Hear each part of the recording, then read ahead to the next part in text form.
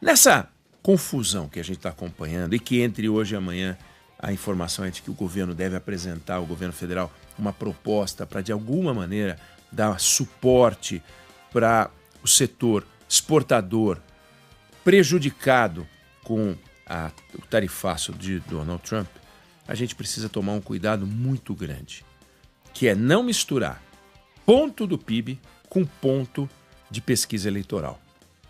Ponto de pesquisa eleitoral é uma coisa, ponto do PIB é uma coisa completamente diferente.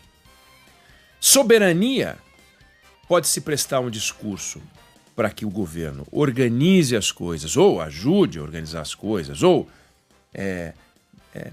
permita que os empresários prejudicados organizem as coisas. Sim, beleza, vamos buscar a nossa luta pela soberania. Ou soberania pode ser um discurso aglutinador eleitoral só. Por enquanto, o que a gente tem visto nas manifestações é uma exploração política da agressão americana. Por parte do governo, por parte da oposição. Então, é inconcebível ficar vendo ataques sucessivos ao presidente americano e ver, ao mesmo tempo, ataques sucessivos a uma agenda que é estranha aos interesses nacionais. E quando eu falo interesses nacionais, é geração de emprego e renda. É para isso que serve governo, é para isso que serve Estado. O Estado serve para, recolhendo o dinheiro da sociedade de maneira como é que eu posso dizer, não uniforme, ou seja, pega o dinheiro de várias pessoas e distribui de maneira seguindo políticas públicas, de maneira uniforme, aqui e ali, para poder proteger quem mais precisa. Esse é o papel do Estado. O papel do Estado não é pegar o dinheiro da sociedade e ficar tirando proveito político. O papel do Estado não é pegar o dinheiro da sociedade e permitir que deputados, senadores e tal tirem proveitos políticos. O proveito político tem que ser resultado do sucesso do trabalho eficaz e produtivo para que a sociedade seja melhor. Então, não adianta a gente ficar falando somos a 10ª maior economia do mundo, 10ª maior economia do mundo. Temos que lembrar que nós somos a 79ª economia quando a gente coloca em renda per capita. Então,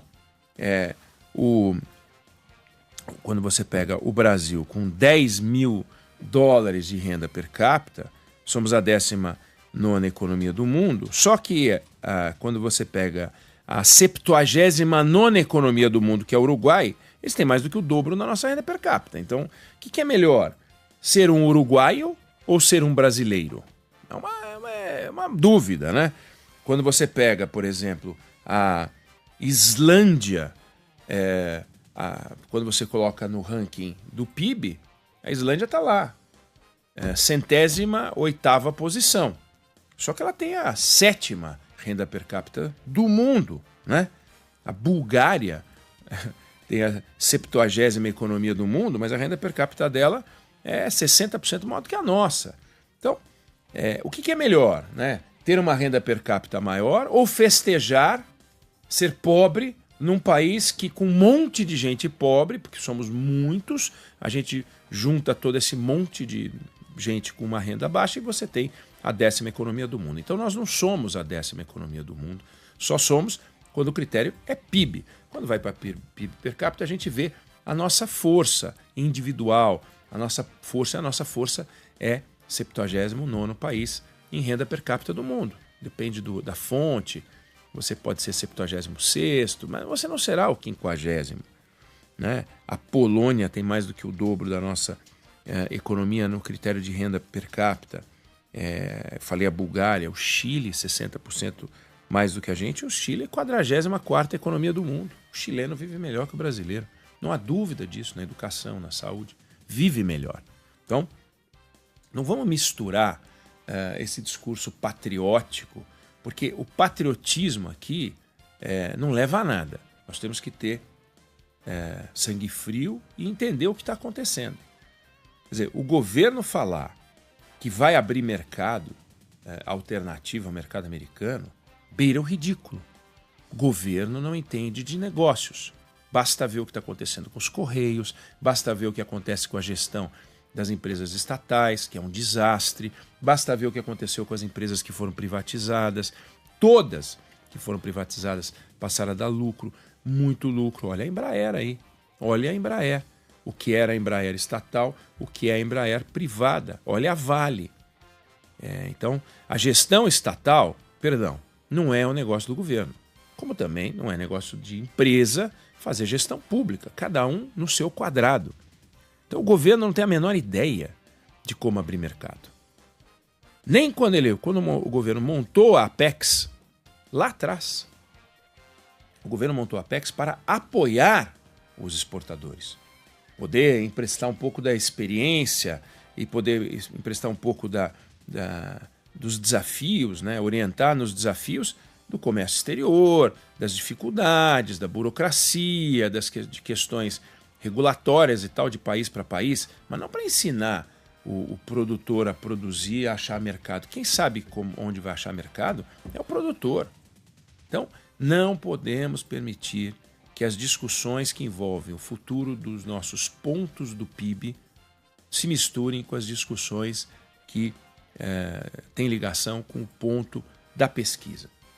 Se você conversar com o produtor de calçado do Rio Grande do Sul, se você conversar com o produtor de móvel do Paraná, se você conversar com o produtor de cera de carnaúba do Ceará, se você conversar com os produtores de café, você pode até encontrar predileções políticas, mas eles não estão preocupados se o Lula subiu na pesquisa, se o Bolsonaro vai ser ou não condenado.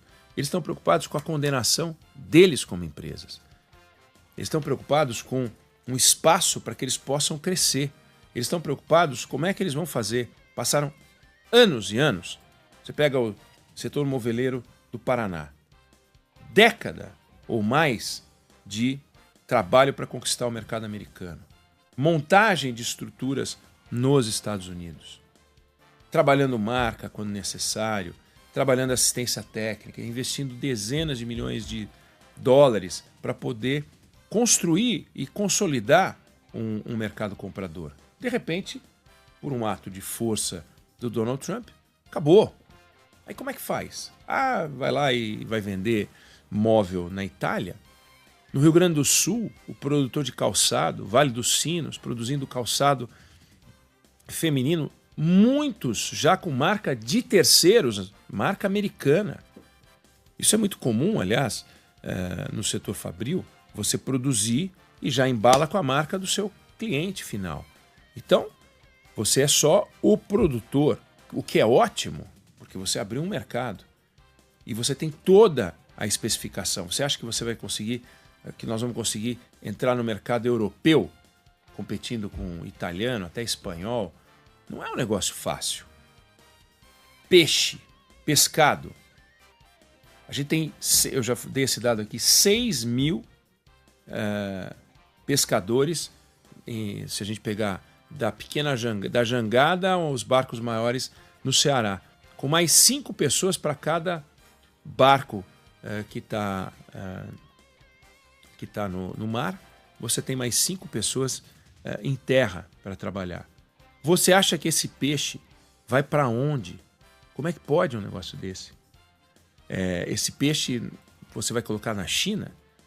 Você vai colocar na Ásia um peixe, sendo que eles estão acostumados a consumir um peixe de uma água diferente, com outra temperatura, que produz outros peixes, e você vai pegar os nossos peixes e jogar lá? Não é simples, não é fácil.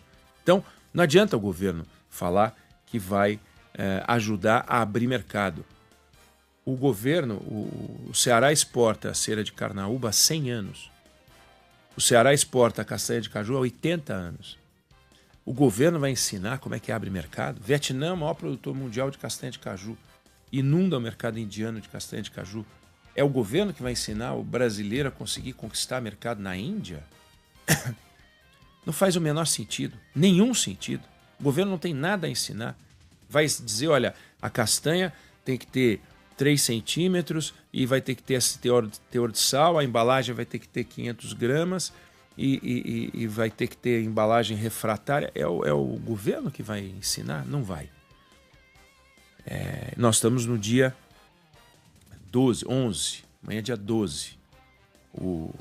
A gente sabe desde o final de julho, ou meados de julho, que no dia 1º de agosto haveria o tarifaço, que foi adiado para 7 de agosto. Mas a gente sabia, dia 6, né? Mas a gente sabia que começaria em agosto. Nós já estamos, portanto, amanhã é dia 12. Então, o governo tem que soltar um programa e algumas coisas podem funcionar, outras não vão funcionar. Quer dizer, um programa de compras governamentais de produtos que seriam exportados para os Estados Unidos pode funcionar pontualmente, mas a gente tem que ter um cuidado, porque o que vai fazer com o pescado, a fruta, o mel? O governo vai comprar isso e vai fazer o quê? Vai botar na merenda escolar? A merenda escolar já tem proteína. Então, vai pegar a proteína da merenda escolar, que o governo já compra, vai deixar de comprar e vai colocar o produto que não é comprado, que não vai ser comprado para os Estados Unidos? E esse produto que vai deixar de comprar? Então nós vamos trocar o desempregado? Nós vamos trocar a empresa que vai ter prejuízo? Nós vamos escolher a empresa que vai ter prejuízo? É muito complicado isso. O governo do Ceará discute nesse momento, sim, um dia da semana começar a colocar pescado, por exemplo, em programas de alimentação e também na merenda, o que pode ajudar. E aí tira um dia da semana e dá uma prejudicada aqui ou ali pontual. O que não dá para fazer é uma coisa completa, né? Vamos substituir, né? Completamente. Não tem condições de fazer uma coisa dessa. E a gente precisa olhar para isso e olhar com muita frieza. Quer dizer, os estados que conquistaram o mercado americano são estados que conseguiram um feito.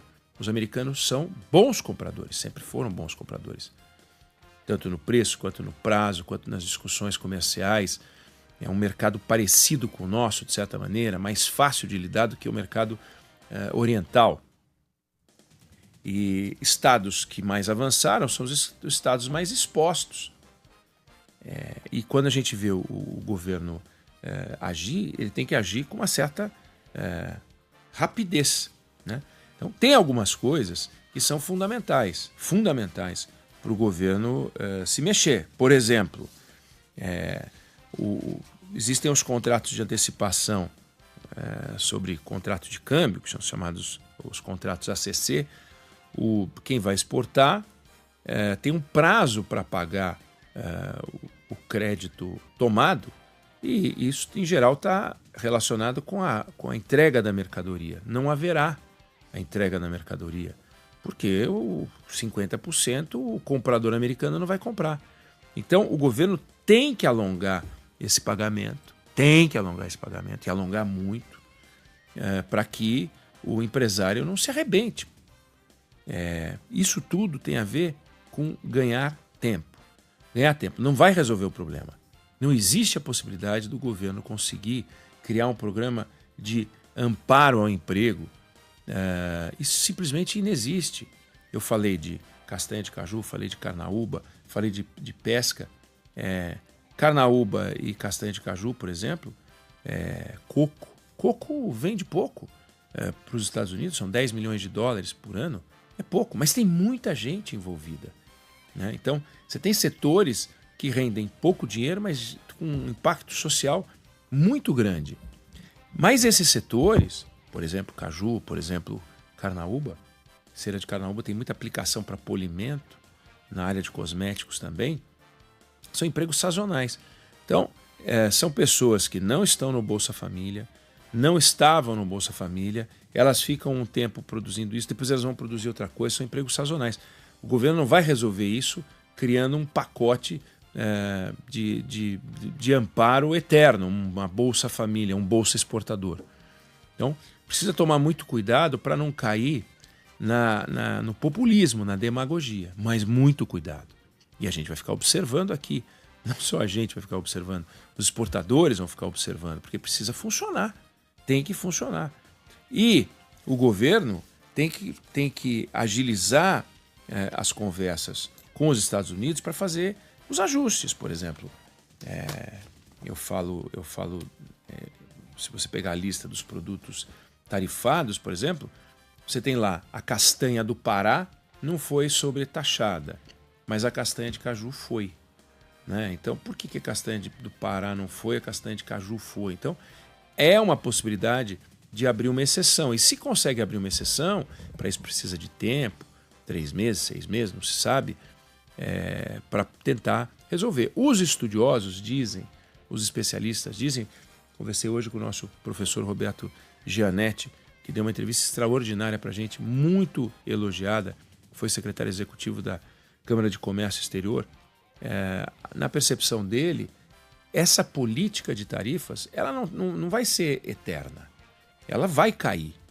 Mas vai cair em meses? Vai cair em anos? A gente não sabe. Mas ela não é lógica, ela é política. Então, como ela é política, não é lógica, ela tende a mudar. Pode ser flexibilizada aos pouquinhos, pode tomar um susto maior aqui ou ali, a gente ainda não sabe. Então, a gente tem que se mexer e sempre com essa preocupação que eu fiz questão de colocar no começo. Não dá para misturar ponto de PIB com ponto de eleição. E está misturado, está misturado. Quando a gente vê as declarações do presidente da República, a gente vê que está misturado. Ele tentando falar que é o paizão do povo, que está por aí, volta a falar no mesmo discurso em que ele fala sobre isso, ele fala sobre a saúde dele, dizendo que ele está bem, que se ele estiver bem ele vai disputar a eleição. O que tem a ver uma coisa com a outra, entende? E ver aqueles deputados e senadores ridículos, né, tapando a boca, se acorrentando, cenas patéticas, né, também numa agenda política eleitoral. Volto a dizer, o exportador ou aquele que trabalha para o setor exportador, ele não quer saber do Lula, do Bolsonaro, ele não quer saber se o Bolsonaro vai ser condenado ou não, ele não quer saber se o Lula vai se reeleger ou não. Ele até pode ter a predileção dele, mas o que ele quer é emprego, trabalho, produção, exportação. É assim que ganha o jogo. O Brasil se tornando uma nação que enriquece. Não adianta ser o 10º do mundo pobre. Não adianta ser o maior porque é grande, mas pobre. Tem que ser... é melhor a gente estar com mais destaque na lista da renda per capita. E a gente tem esse desafio, crescer a nossa riqueza per capita. Tem a ver com distribuição, mas tem a ver também com crescimento. A gente não cresce o necessário para poder aumentar a nossa renda per capita, aumentar a riqueza das pessoas. Com o aumento de riqueza das pessoas, pode ter certeza que fica fácil redirecionar para cá uma parte da produção. Porque você vai ter gente para comprar. Então, o móvel que não vai, fica. Mas com a renda atual que o Brasil tem, como é que faz um negócio desse? Eu não sei se você concorda, se você discorda, mas essa é a opinião que eu tenho sobre o assunto.